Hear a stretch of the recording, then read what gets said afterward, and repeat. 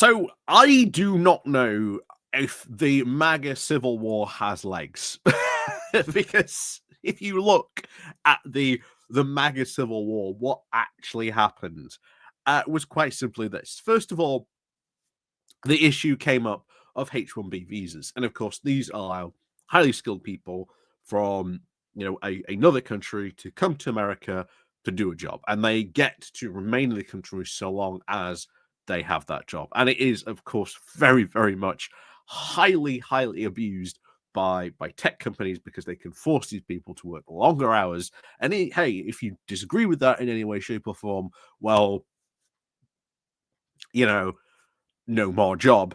And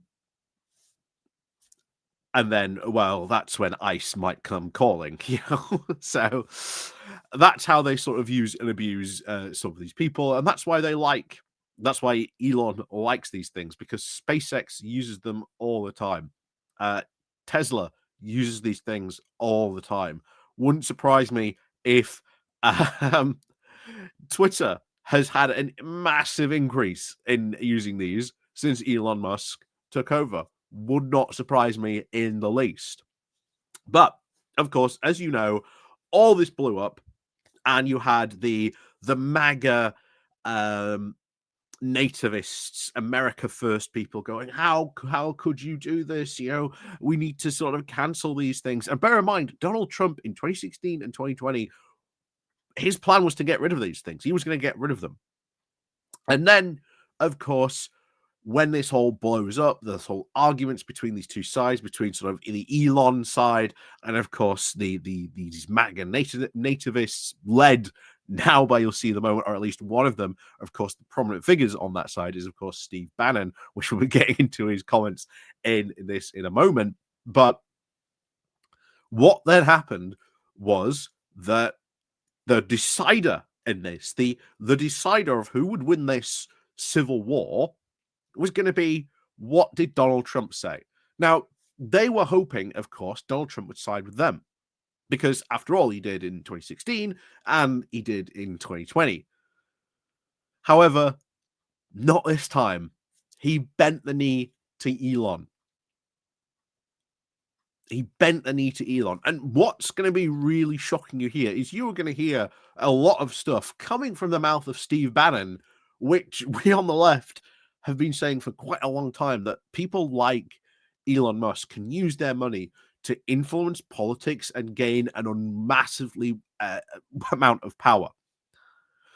And like I say, Elon spent a huge amount of money to help get Trump elected, and he now has a seat at the table.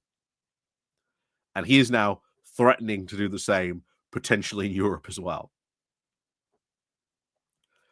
But Bannon did an interview this weekend with an Italian newspaper, and he had some very interesting things to say about this. And bear in mind, you might think at that point, because Donald Trump has sided with Elon Musk, that's it, MAGA Civil War over.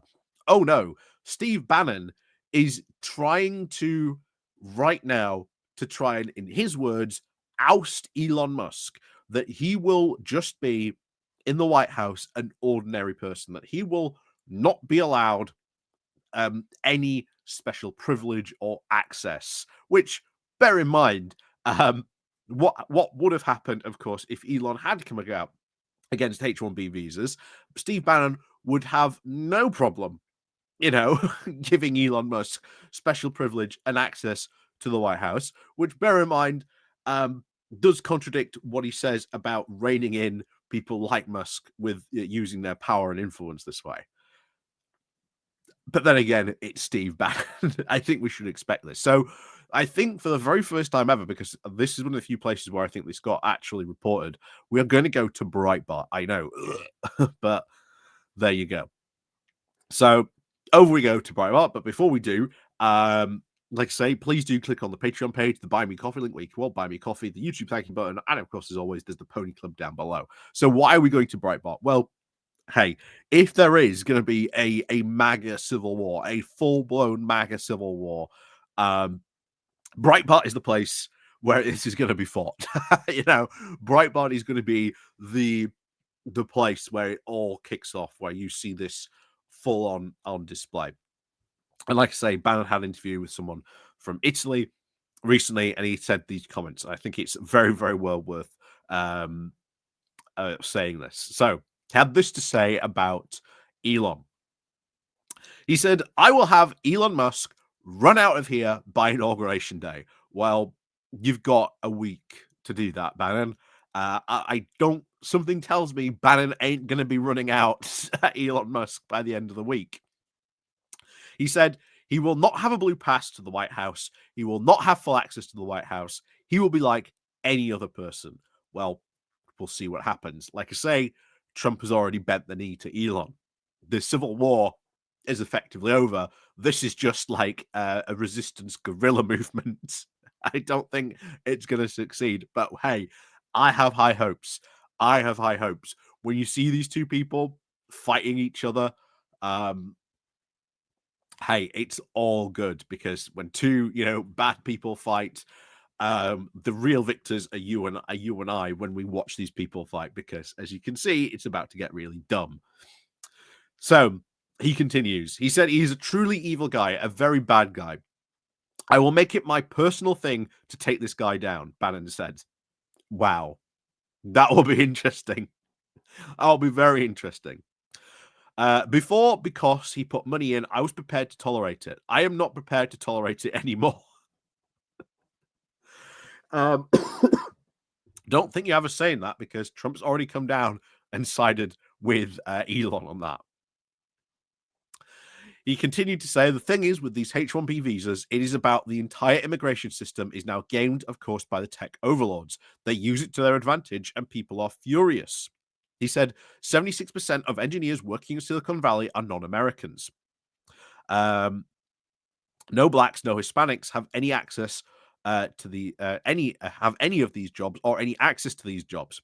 Again, Steve Bannon suddenly worrying about blacks and Hispanics, kind of funny, considering the kind of rhetoric he's put out in the past.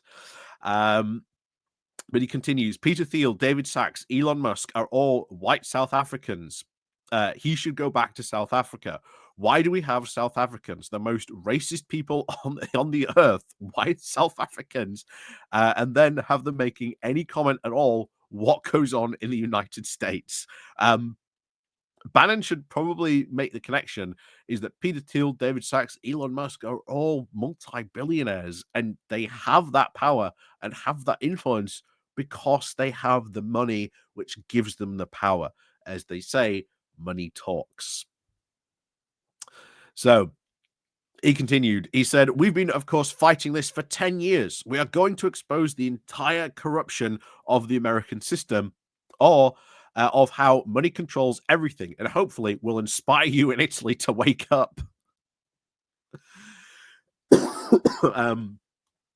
Yeah, good luck. Good luck doing that. The left's been trying to do that for years, and has been doing that for years. So we'll see how well Steve Bannon does. We will see how well Steve Bannon does. But of course, he did go on to say his sole objective is now to become a trillionaire. He will do anything to make sure that any one of his companies is going to be protected, or has a better deal, or that he makes more money. His aggression, so his aggranation of wealth, and then through wealth, power. That is what he is focused on.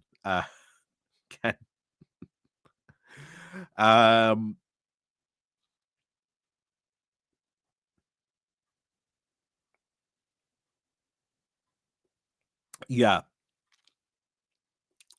Good luck with that, Bannon. Good luck. Going against everything the right has been preaching about for years, and when it comes to this type of thing. But kind of weird that we have to go for a second. Well, yeah, bravo, Bannon, for saying that. But we've only been saying that for decades at this point. Here on the left, late to the party, but nice to hear you say it. But we're still going to keep you, very, very much over there. I don't think he's going to be invited to any left-wing shindigs anytime soon on that. So, before we finish, let me know what you think down below. Is this MAGA war gonna have a second phase? Do you think Bannon might succeed? I don't think so. Like I say, we've got a week left to go till inauguration. I don't think Elon Musk is going to be turfed out, shall we say, by that time. Um, but is this going to go the distance? Is Bannon serious about this? Is he intending to start another phase of this? Is he intending to restart hostilities?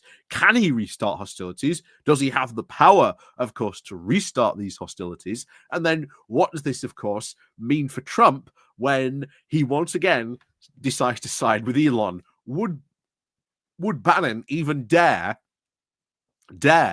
say a bad word about Donald Trump?